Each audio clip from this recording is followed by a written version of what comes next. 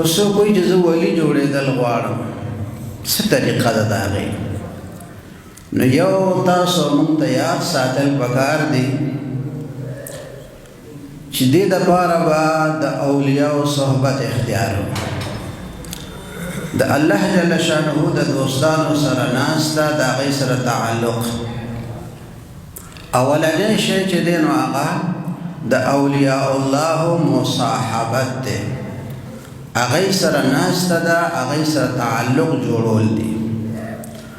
او دویم چې د ولی جوړېدو دپاره پکار دي هغه د ذکر الله مداومت دی د الله تعالی په ذکر باندې همیشوال چې د الله پاک ذکر کې او همیشه کې دا لږ لږ ذکر د قرآن مجید کې الله پاک فرمایي منافقان هم کوي لا يذكرون الله الا قليلا مذبذبين بين ذلك لږ لږ ذکر او کله کله ذکر دا خو منافقان هم کوي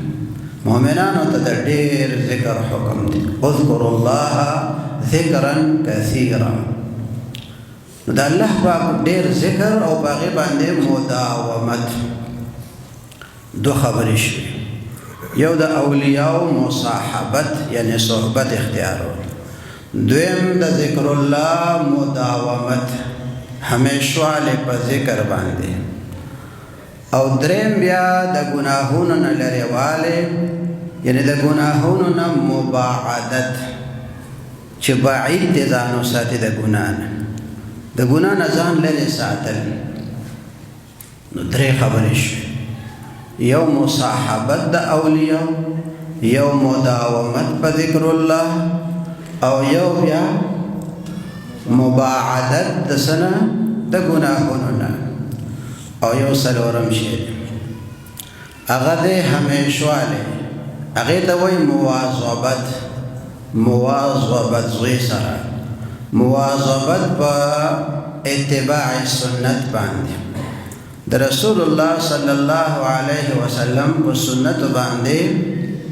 همیشواله اختیارول نو که دا څلور خبرې چې خپلې کې نو د ده نه ولي د خدای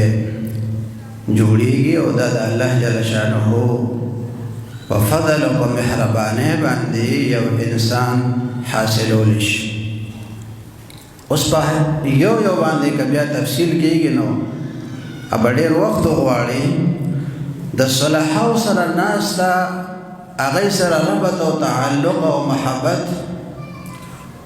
دا خو تاسو پېژنئ چې نیکانو سره کښېنئ د هغې هغه د نیکۍ اثر به در باندې وشي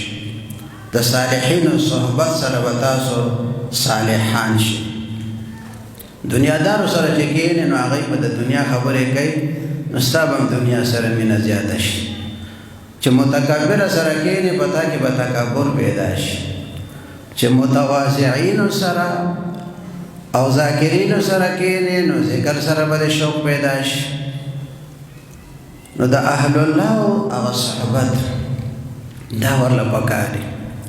د الله پاک ذکر په دې کې د لا حول ولا قوة الا بالله دا ذکر دې ته حدیث پاک کې کنز من کنوز الجنه ویل شوی دی د ډېرو خلکو دا شکایت دی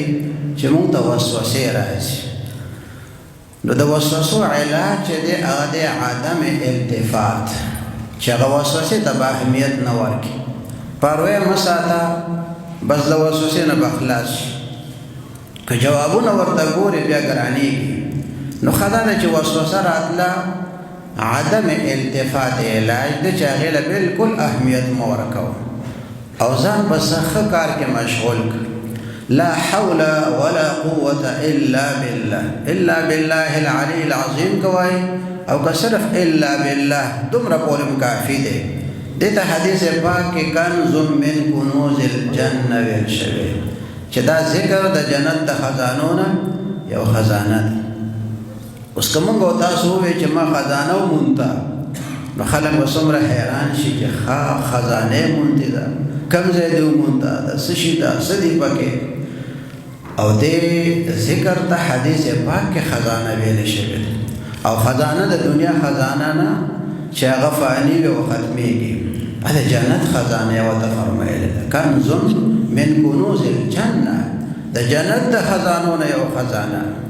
نو که نن یو مسلمان وایي چې ما په جامعه ضیاء العلوم کې نن خزانه ومونده، نو خبره غلطه نه ده، ځکه چې حدیث پاک تاسو ټول واورېدو چې لا حول ولا قوة الا بالله کنز من کنوز الجنه، دا د جنت د خزانو نه یو خزانه ده. نو په ذکر باندې همیشه وایي، دې ذکر سره د نیکۍ طرف ته توجه زیاتېږي او د دنیا نه سړی د هغې نه بیا بې رغبته شي، توجه یې الله پاک طرف ته زیاته شي. څوک چې لا حول ولا قوة الا بالله لري. او بل ورسره موږ دا خبره وکړه چې مباعدت د ګناهونو نه پکار دی، ځکه چې بنده علاج کوي او پرهیز نه کوي نو بیا هم ګرانه شي. که تاسو وایئ چې موږ د ګاډي کې هیټر لګو یا پکې اے سی لګو، نو د هغې دپاره هغه شیشې بیا بندې کوي، نو هله بیا هغه هیټر یا هغه اے سی کار کوي. او که شیشې کوله وي او وایي چې زما ګاډی دې ګرم شي یا دې یخ شي، نو بیا به هغه خپل مقصد کې نشي کامیابېدی. نو ښه دا ده چې مونږ ذکر هم کوو، نیکانو خلکو سره ناست هم کوو، او د ګناهونو نه به ځان هم لرې ساتو، پرهیز به کوو د ګناهونو نه. نو چې پرهیز دې شروع کوو، علاج دې شروع کوو، او په سنتو باندې دې همیشوالی کولو، مواظبت په اتباع سنت، د پیغمبر علیه السلام مبارک تعلیمات هغې باندې دا همیشوالی کولو. نو که دا څلور خبرې